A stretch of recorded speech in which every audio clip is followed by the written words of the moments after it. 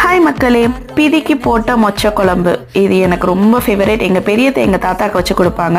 எனக்கு இது ரொம்ப பிடிக்குங்கிறதுனால நான் இந்தியா போயிருந்தபோது எங்கள் அம்மா வச்சு கொடுத்தாங்க.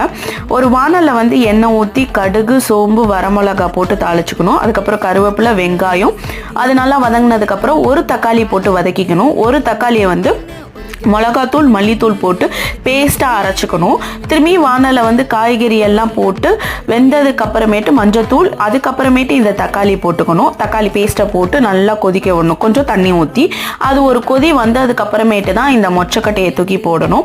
மொச்சக்கட்டை போட்டு வெந்ததுக்கு அப்புறமேட்டு தேங்காய், சோம்பு, கருவேப்பிலை, சின்ன வெங்காயம் போட்டு பேஸ்ட்டாக அரைச்சி வச்சுக்கணும்.